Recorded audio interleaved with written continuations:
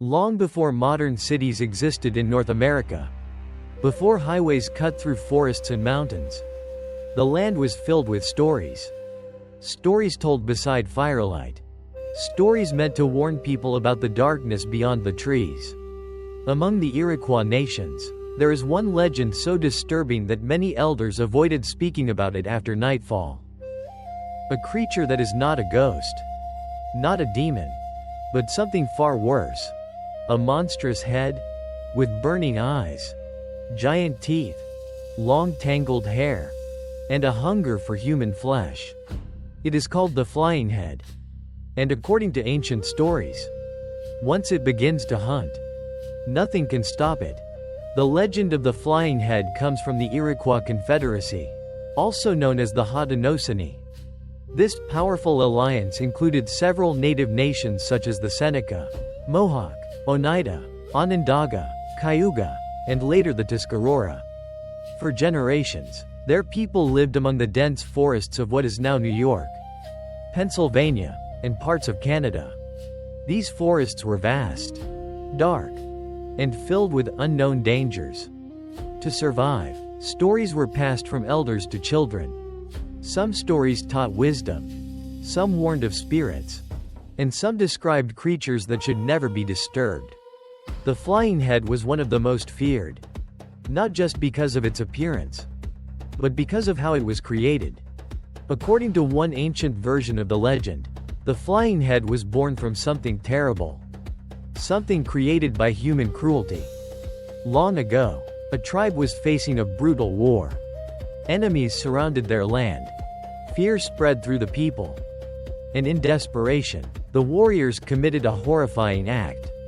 They sacrificed a captured enemy, throwing his living body into a massive fire. But before the flames consumed him, the victim cursed them. And something unnatural happened. The fire roared higher. The smoke twisted into the sky. And from the burning flames, a gigantic head rose upward. It had no body. Only a massive face with glowing eyes and long hair whipping in the wind. Its mouth opened wide, revealing enormous teeth. And from that moment on, the flying head began its endless hunger. Descriptions of the flying head are terrifyingly consistent across many stories. Witnesses describe a head as large as a bear or even bigger. Its hair hangs down in thick tangled strands, sometimes reaching the ground when it floats close to the earth. The eyes glow like fire in the darkness. And its mouth is filled with rows of sharp teeth capable of crushing bone. Some stories say its ears are enormous. Others say its wings are made from bat-like skin stretched between bones. But in many versions, the creature does not need wings at all. It simply floats silently through the forest, drifting between the trees like a living nightmare. But the most horrifying part of the legend is not how the creature looks. It is what it eats. The flying head feeds on human beings. It hunts villages in the night. Sometimes people would hear strange noises outside their longhouses. Branches snapping, heavy breathing in the darkness. Then suddenly, a shadow would pass across the doorway. And when the flying head found a victim, there was little anyone could do. Its jaws were powerful enough to tear through flesh instantly. Entire villages were said to live in fear that one day the creature would return. Because once the flying head discovers a place where humans live, it never forgets. According to tradition, there were signs that the flying head was nearby. The forest would suddenly grow quiet. Birds would stop singing. Dogs would begin to whine and hide. And sometimes people claimed they could hear a strange sound in the distance. A deep rumbling noise, like giant teeth grinding together. Then the wind would begin to move, even on calm nights. And slowly, through the darkness, the monstrous head would appear between the trees, watching, waiting, searching for its next meal. But despite its terrifying power, the flying head had one strange weakness. According to legend, it was afraid of fire. Not ordinary fire, but the bright flames of a hearth burning inside a home. Some stories say villagers discovered that if they stayed inside and kept their fires burning brightly, the creature would hesitate, almost as if it remembered something from its terrible birth. Something connected to the flames that created it. And this weakness would soon lead to one of the most famous encounters with the creature. An encounter involving a single old woman who faced the flying head alone. One cold night, deep in the forest, an elderly woman sat quietly beside her fire, preparing her meal. Outside, something enormous moved through the trees, watching her small house, waiting, hungry. And what happened next would become one of the strangest and most clever moments in Native American legend. One cold night, deep within the forest, an elderly woman sat quietly inside her small wooden home. The fire in her hearth crackled softly, casting orange light across the walls. Outside, the forest was silent. Too silent. Suddenly, something moved beyond the trees. A massive shadow drifted slowly through the darkness. The flying head had arrived. Its enormous glowing eyes stared through the forest toward the small house. The creature could smell something. Food. Human food. And perhaps, human flesh. Slowly, the giant head floated closer to the doorway. The long tangled hair dragged across the ground as it moved. Its huge mouth opened slightly, revealing rows of terrifying teeth. Inside the house, the old woman heard the movement. She knew immediately what had come. The flying head. But instead of panicking, she did something completely unexpected. The old woman calmly reached into a pot beside the fire. Inside was a simple meal she had been preparing. But instead of reacting in fear, she began to eat. Slowly. Deliberately. She chewed loudly, making sure the sounds could be heard outside. The flying head moved closer to the doorway, watching. Its enormous eyes peered inside the house. The creature expected screams, panic, fear, but the woman showed none. Instead, she continued eating calmly beside the fire. Then she reached into the pot again, pulled out a long piece of food, and bit into it with a loud crunch. To the flying head watching through the doorway, the scene looked horrifying. The firelight cast deep shadows across the room. And from the creature's perspective, it looked as though the old woman was eating human flesh. Some versions of the legend say the food was squash. Others say it was roasted pumpkin. But in the flickering firelight, it looked disturbingly like a human head. The woman slurped loudly as she ate. Crunch. Chew. Crunch. Then she spoke aloud. Loud enough for the creature to hear. Well, that was a small one. I hope the next head I eat is much bigger. Outside the house, the flying head froze. The creature had spent years terrorizing villages.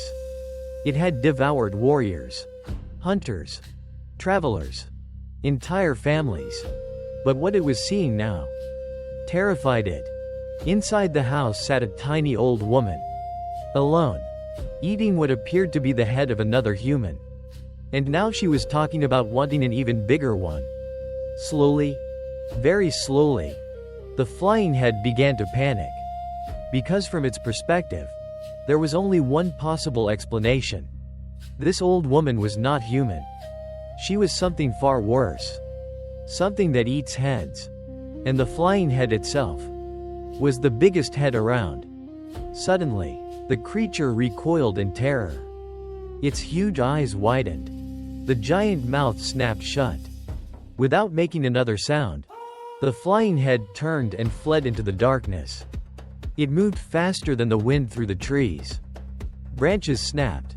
Leaves scattered. Within seconds, the creature had disappeared deep into the forest. Inside the house, the old woman calmly finished her meal. She never chased the creature. She never even stood up.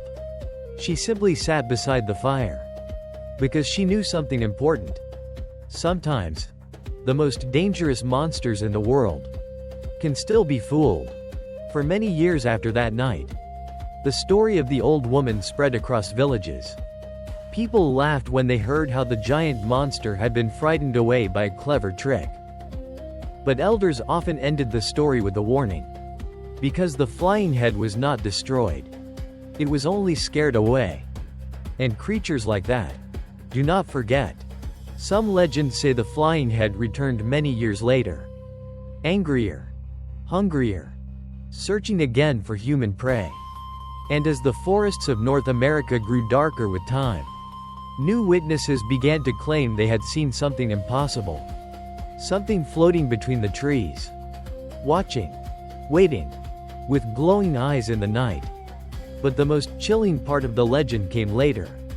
When early European settlers began reporting sightings of something they could not explain. Something enormous. Something with teeth. Something that looked like a flying head. When European settlers first began moving deeper into the forests of North America, they brought with them stories from local tribes. Stories about creatures that lurked in the wilderness. Spirits that hunted the night. Among these stories was one that settlers found particularly disturbing. The tale of the flying head. At first, many dismissed it as just another strange legend. But over time, some settlers began reporting sightings of something that made them question those assumptions. Travelers moving through remote forest trails sometimes claimed they felt watched. Not by animals, but by something else. Something above them. One settler reportedly wrote in his journal that while walking through the woods at dusk, he heard a strange sound behind him. A heavy breathing. Slow. Wet. He turned around, but saw nothing. Then he looked up. And high above the trees, something moved. A massive dark shape drifting silently through the air, with two glowing eyes staring directly at him. The man ran without looking back. He never returned to that forest again. In traditional Haudenosaunee teachings, the flying head was more than just a monster. It represented something deeper. Something symbolic. Many elders believed the creature was born from violence. From war. From betrayal between tribes. Some versions of the story say the flying head was created when a group of warriors committed terrible acts during battle. Acts so cruel that their spirits could not rest after death.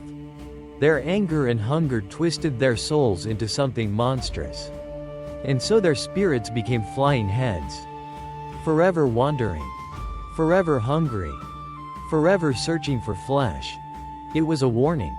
A reminder that cruelty and violence can create monsters. Not only in stories, but within people themselves. Today, most people consider the flying head nothing more than an ancient legend. But in some remote regions, the story has never completely disappeared. Even in modern times, hikers and campers have reported strange experiences in deep forests. Some say they hear heavy breathing when no animals are nearby. Others claim they see shadows moving above the trees at night. And a few have described something far more disturbing. A giant shape, floating silently in the darkness, watching from above. Of course, there is no proof that the flying head truly exists. But the forests where these stories were born are vast, ancient, and in many places, still largely unexplored. Legends like the flying head survive for generations because they carry lessons. They remind people to respect nature, to respect the spirits of the land, and to remember that actions driven by hatred or greed can create consequences far beyond what we expect. To the Haudenosaunee people, the flying head was not just a monster story told to frighten children. It was a warning, a reflection of what can happen when balance is broken. When people forget their connection to the world around them. Somewhere in the dark forests of North America, where the wind moves quietly between ancient trees, and shadows stretch across the forest floor, there are still places where the night feels strangely alive. Places where the silence feels heavy. Where you might feel something watching from above. And if you ever find yourself walking alone through those forests at night, you might want to remember the old stories. Because if you hear slow breathing behind you, or see something drifting silently above the trees, you may not be alone. and the creature watching you might already be hungry. If you enjoyed this story of ancient legends and mysterious creatures, don't forget to like, share, and subscribe to the channel. And turn on notifications so you never miss the next legend hidden in the shadows. Because the world is full of stories waiting to be discovered.